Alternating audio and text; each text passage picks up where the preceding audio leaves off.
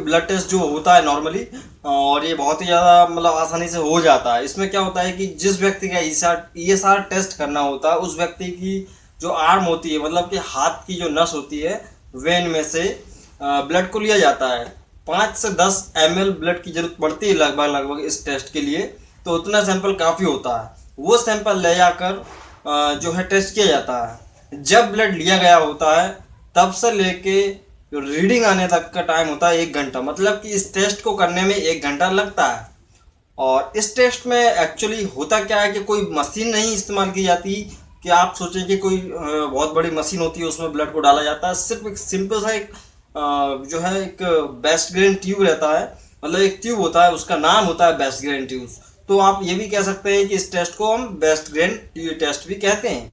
इस ट्यूब में ब्लड को सिरिंज के माध्यम से डाला जाता है, 0 तक देखकर उसको डाल दिया जाता है। और यहाँ पे होता क्या है कि जो सेडिमेंटेशन होता है, मतलब कि ईएसआर इरेथ्रोसाइट सेडिमेंटेशन रेट, मतलब कि जो इरेथ्रोसाइट्स हैं उसके अंदर, मतलब आरबीसीज जो रेड ब्लड सेल्स रहते हैं, वो उनका सेडिमेंट मतलब कि नीचे बैठने का रेट क्या है, मतलब कितने समय में कितनी आरबीसी नीचे बैठ रही है, ये उसमें पता चल जाता है। अगर हम देखते हैं कि इस टेस्ट जो ट्यूब है बेस्ट ग्रेन ट्यूब, उसमें अगर ब्लड को 1 घंटे के लिए रखा जाएगा तो ब्लड के जो पार्टिकल्स हैं आरबीसी के वो नीचे बैठना शुरू हो जाएंगे, मतलब वहाँ उतना ब्लड रेड दिखेगा, ऊपर प्लाज्मा और जो है प्लेटलेट्स डब्ल्यूबीसी इकट्ठे रह जाते हैं। तो इन्हीं आरबीसी को मेजर किया जाता है कि कितने पॉइंट तक उस जो बेस्ट ग्रेन ट्यूब है उसमें नंबर्स रहते हैं। सो उस नंबर को देखा जाता है कि कितने नंबर पर ये जो है आरबीसी कहाँ तक सेडिमेंट हुए हैं, मतलब कि कहाँ तक नीचे बैठ गए हैं। तो बस वही इसकी रीडिंग रहती है, कोई ज़्यादा इसमें दिमाग लगाने की जरूरत नहीं है। अब बात करते हैं ये किया क्यों जाता है। दोस्तों, हमारी बॉडी में इरेथ्रोसाइट्स जो रहते हैं उनसे पता करते हैं कि हमारी बॉडी के अंदर कहीं कोई इन्फ्लामेशन है। डॉक्टर बेसिकली इसीलिए इसको मतलब टेस्ट को लिखते हैं कि अगर बॉडी में कहीं एडिमा है, कोई सूजन है, स्वेलिंग है, इन्फ्लामेशन है, या कोई बीमारी है जिसमें पता चल करना हो कि इन्फेक्शन कितना लंबे समय से है या बीमारी कितनी जल्दी बढ़ रही है, तो इस चीज़ को पता करने के लिए इस टेस्ट को किया जाता है। अब ये बीमारी का इस टेस्ट से क्या संबंध है?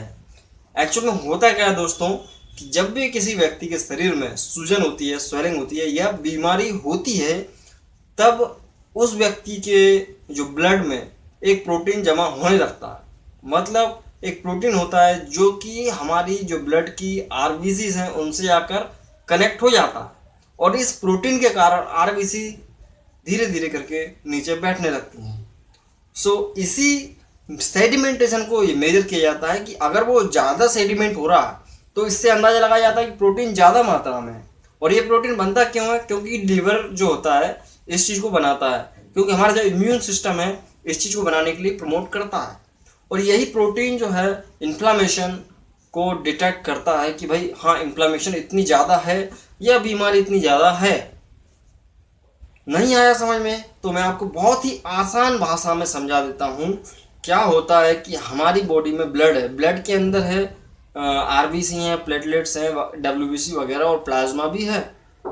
इसी ब्लड के अंदर आप ये मान सकते हैं कि कुछ गंदी चीज़ें भी होती हैं जिन्हें हम टॉक्सिन्स कह सकते हैं या मैल बोल सकते हैं एक प्रकार से।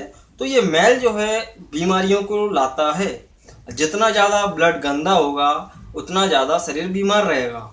सो इसी मैल को एक प्रकार से इसी टॉक्सिन पदार्थ को मेज़र करने के लिए ये चीज़ की जाती है। एक्चुअल में होता क्या है कि हमारी किडनी फिल्टर का काम करती है ब्लड को, लेकिन उसकी भी एक लिमिट होती है कि भाई वो इतना ही कर पाएगी, इससे ज़्यादा नहीं कर पाएगी। टॉक्सिन्स हर व्यक्ति के ब्लड में होते ही हैं, लेकिन कई व्यक्तियों के ब्लड में बहुत ज़्यादा हो जाते हैं। तो उस चीज़ को मेजर करने के लिए ईएसआर टेस्ट किया जाता है। जो रेंज आती है ट्यूब में, उस रेंज को जो रेफरेंस रेंज होती है उससे कंपेयर किया जाता है कि कम है या ज़्यादा है। और जो नॉर्मली देखा जाए तो नॉर्मल रेंज पुरुष के लिए, मतलब आदमी के लिए 15 से 20 mm/h रहती है, और वहीं महिलाओं के लिए, विमेंस के लिए जो है 25 से 30 या 20 से 30 मान सकते हैं आप, इतना ही रहता है। और इससे ऊपर नीचे होता है तो ये दिक्कत आती है। अब जान लेते हैं ESR क्यों बढ़ जाता है। किसी भी व्यक्ति के अंदर शरीर में जो ESR की सेडिमेंटेशन रेट है एरिथ्रोसाइट्स की, वो तब बढ़ती है अगर उस व्यक्ति के अंदर ब्लड की कमी है, खून की कमी है। प्रेगनेंसी अगर किसी महिला को उसका पीरियड्स चल रहा है, पीरियड्स के दौरान जाहिर सी बात है बढ़ जाती है, टॉक्सिन्स बढ़ जाते हैं बॉडी में। अगर कोई बीमारी है लंबे समय से तो तब भी बढ़ जाएगी। कैंसर जैसी बीमारी, टीबी जैसी बीमारी, तब ये बढ़ जाता है। और कम भी होता है, कई लोगों में ESR बहुत कम हो जाता है, उनका सेडिमेंटेशन रेट बहुत कम हो जाता है। और यहाँ पे सेडिमेंटेशन की बात की जाए तो जो है शुगर जैसी बीमारियां होती हैं उनमें ये कम हो जाता है। और कुछ हार्ट डिजीज भी होती हैं जैसे ब्लड प्रेशर की बीमारियां, इनमें भी ESR कम ही होता है। तो इस ESR को देखकर डॉक्टर ये अंदाज़ा लगा लेता है कि भाई बीमारी ठीक हो रही है या नहीं हो रही है, जो दवा दे रहे हैं वो सही होगी या नहीं होगी। इस तरह से ESR बहुत ही ज़्यादा इम्पोर्टेंट हो जाता है।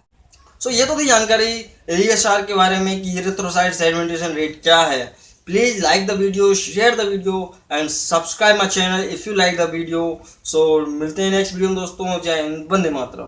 Through the wastelands, through the highways, till my shadow turns to sun rays, and